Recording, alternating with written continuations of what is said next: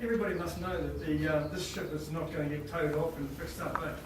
So what's the plan? I haven't heard anybody say what's going to happen to the other, how many hundreds of containers that are on there. Is it just going to sink to the bottom and everyone thinks it's all going to go away and it's going to be, what's happening? Well, I mean, to start with the good news, I mean, I understand they've put around 1,000 tonnes of fuel oil off so far. That's great. Wish we could have got it off earlier and we could have contained it. But we've got, what, 3,000 odd containers still on the ship. They've finally now got a crane barge in the area. It's not being used at all at the moment. They're worried about having too many ships around the arena. But what I'm hearing is now it might take a year or more to get the containers off the ship. They might only be able to do one a day. So I think, you know, the ship maybe would have broken up by now if it was going to. Obviously, you know, there's a big crack, the stern section might just fall off. So it could be all of a sudden it breaks up and sinks. They'll try and tow it, but it may sink.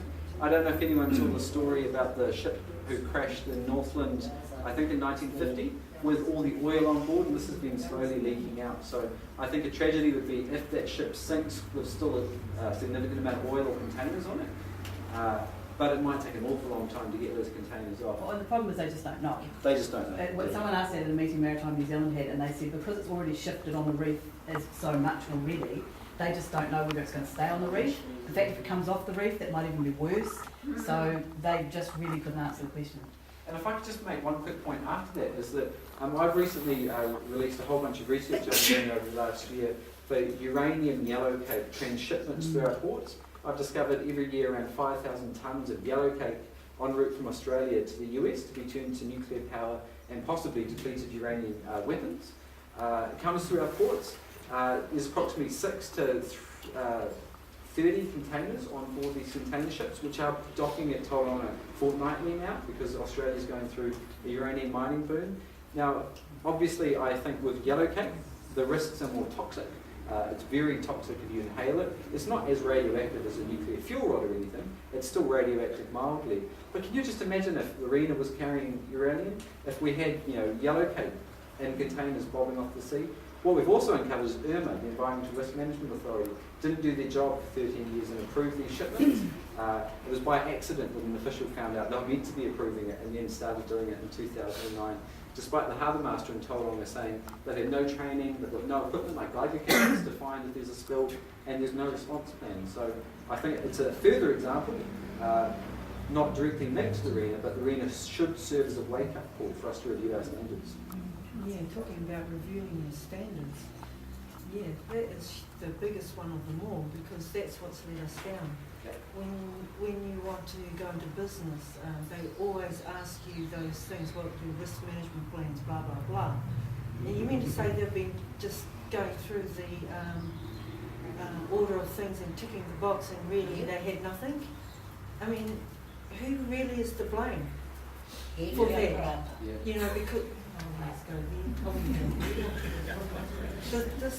we inherited this crap from another area, you know, it's not ours. Yeah. But anyway, but what I want to ask you is, if your child, you went down for a swim and you threw your child into the swimming pool, what would you make sure that child had to ensure its safety, other than yourself? Yeah. What would you put on it? I've got my baby, and I've actually been taking her to swimming lessons. You know, you put on the little floaty things, you've got the togs, you've got the training, you know. This is what we need. And just your first question. Sorry. Your first thoughts when you saw that ship out there, what did you think? My first thought was, how on earth do we, you know, what on earth is it doing there? How did it happen? How do we get the stuff off that ship before it hits the water? My first thoughts when I saw it, it needs a floating.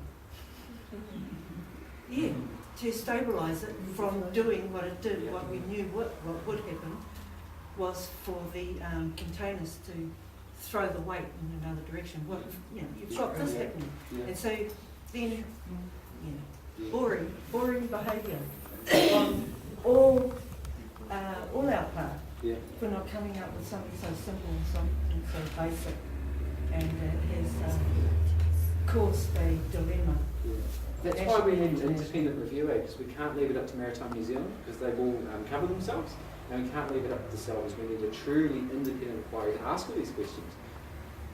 Thank you. Thank you.